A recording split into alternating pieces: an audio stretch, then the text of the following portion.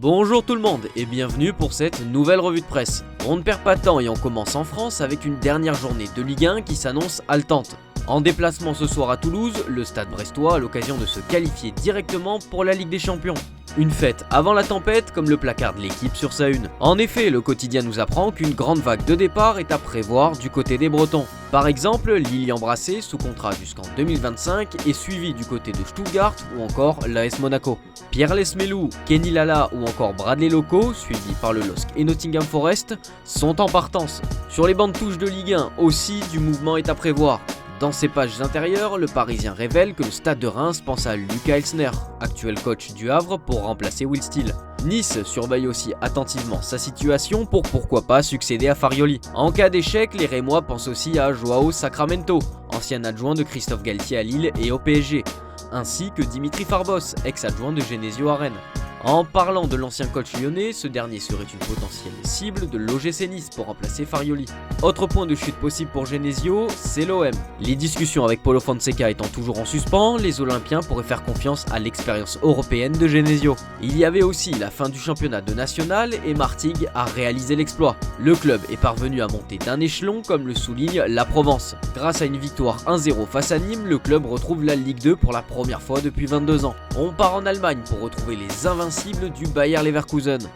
Avec cette victoire 2-1 face à Augsbourg, le Bayer boucle un exercice parfait comme l'illustre Bild sur sa une. Les hommes de Xabi Alonso ont réalisé un sacré exploit puisque seuls l'AC Milan, la Juventus, Arsenal et désormais Leverkusen sont parvenus à rester invaincus toute une saison en championnat dans l'ère moderne. L'autre moment fort de cette ultime journée de Bundesliga, ce sont les adieux de Marco Reus. Pour son 294e et dernier match avec le BVB, l'international allemand a inscrit un superbe coup franc. Il a d'ailleurs eu droit à un magnifique tifo en début de rencontre. À la fin du match, Reus est monté dans la tribune sud pour fêter ses adieux avec les fans. Une page se tourne pour une légende du club. Au Bayern en revanche, c'est beaucoup plus complexe. Hier, Tuchel est sorti par la petite porte. Il s'est enfui de la Bavière, comme le titre Bild dans ses pages intérieures. Après cette défaite 4-2 face à Hoffenheim, reléguant ainsi le Bayern à la 3e place du championnat. Un brouillard ambiant y compris sur le poste d'entraîneur puisqu'une nouvelle piste a été écartée par le directeur sportif lui-même, Max Eberl. Questionné par un journaliste, il a répondu qu'aucun entraîneur italien ne sera sur le banc du Bayern la saison prochaine, excluant ainsi Roberto De Zerbi et Massimiliano Allegri. Ça tombe bien que l'on parle d'Allegri puisqu'il est au cœur de l'actualité en Italie. Cette situation est aussi joyeuse que l'amour pour le Corriere dello Sport qui en fait sa une. Pour la Gazzetta dello Sport, il est question d'un bras de fer entre le club de la Juventus et le technicien. Sous contrat jusqu'en 2025, Allegri doit encore percevoir 7 millions d'euros du club turinois. La Juve a une stratégie pour ne pas payer cette somme. Après son comportement assez fou lors de la finale de Coupe d'Italie et ses contestations auprès des arbitres, la Juve accuse Allegri que son comportement constitue une violation grave du principe de loyauté. Si c'est reconnu comme tel, la Juve n'aura pas à payer ses indemnités. Une économie bienvenue et qui permettrait d'avoir plus de marge de manœuvre pour une possible arrivée de Thiago Motta. Le quotidien au papier rose évoque une réunion prévue entre l'ancien parisien et la direction des Bianconeri. De son côté, Motta se laisse toutes les possibilités comme le relaye le Corriere dello Sport. Toujours selon eux, le Napoli est à un tournant. L'heure est au lancement d'un nouveau projet sportif et le président, Aurelio De Laurentiis, a une idée de la direction qu'il veut donner. Pour lui, l'homme qui devra incarner l'âme de cette nouvelle équipe est Gianpiero Gasperini. Le principal intéressé fixera son avenir après la finale de Ligue Europa avec l'Atalanta. En Angleterre, on s'apprête à vivre une journée très chargée en émotions. Pour l'Express, tout est clair, le compte à rebours final est lancé. D'un côté, Manchester City pourrait en cas de succès face à West Ham à l'Etihad, remporter une 4e Première Ligue d'affilée. Une première dans l'histoire.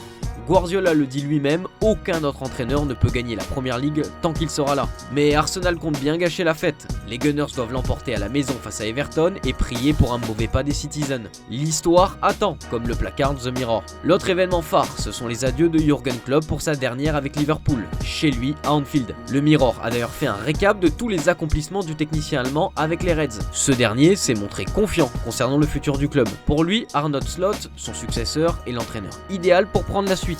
Frisson garanti tout à l'heure. Le Manchester Evening relaye de son côté les souhaits de Ten Hag. Sous pression, le néerlandais réclame de la patience et de suivre le processus. Seule solution pour réussir à retrouver le succès. La rencontre contre Brighton tout à l'heure sera décisive. Si Manchester United n'est pas européen, difficile de s'imaginer que Ten Hag reste sur le banc mancunien. Chelsea mise sur l'avenir.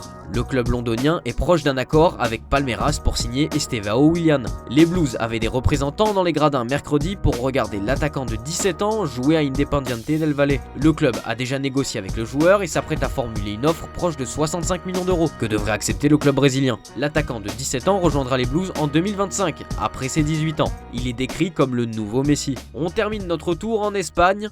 Marca souhaite que la magie continue entre le Real Madrid, Toni Kroos et Luka Modric. Si le Croate est tout proche d'un accord, la situation de l'Allemand est beaucoup plus floue. Au club, personne n'exclut aucun scénario. Kroos est une personne tellement imprévisible qu'il est capable de quitter le club dès la semaine prochaine. Cette situation devrait être clarifiée avant la finale de Ligue des Champions. Une arrivée qui va bousculer l'Europe entière, c'est celle de Kylian Mbappé. Comme le fait remarquer As, la présence du Français implique que le PSG recrute un gros nom pour le remplacer. Des joueurs comme Victor Osimhen, Visca Kvaratskhelia, Rafael Leao et Bernardo Silva sont suivis. Si un des clubs de ces joueurs venait à perdre leur protégé, il s'en suivrait derrière un gros mercato pour à leur tour les remplacer. Un Paqueta ou Musiala à City, Benjamin Sesko à l'AC Milan par exemple, sont des bouleversements envisageables avec l'arrivée de Mbappé à Madrid. Au Barça aussi, il est question d'avenir, notamment celui de Xavi. Le principal concerné a déclaré en conférence de presse qu'il ne se sent pas menacé. Le club me donne la tranquillité d'esprit, rien n'a changé. Avec la réception du Rayo Vallecano en début de soirée, l'enjeu est maximal. Le Barça doit sécuriser la deuxième place pour ainsi disputer la prochaine Supercoupe d'Espagne. Une réunion entre Laporta et Xavi est prévue demain. Mundo Deportivo révèle que le nom de Thiago Motta a été glissé en interne pour lui succéder. Parce que oui, voir Xavi rester paraît être compliqué, surtout quand on voit sa relation avec ses joueurs, d'après les informations de Sport. Par l'intermédiaire de leur agent, Robert Lewandowski, Joao Félix ou encore Ronald Araujo, ont fait savoir leur mal-être concernant la gestion de Xavi. Le Catalan ferait preuve parfois d'une trop grande démonstration de force et ses choix sont illisibles. Des conflits avec les joueurs et leurs agents qui fragilisent un peu plus la situation de Xavi. C'est tout pour cette revue de presse, merci d'avoir suivi cette vidéo et on se donne rendez-vous à demain.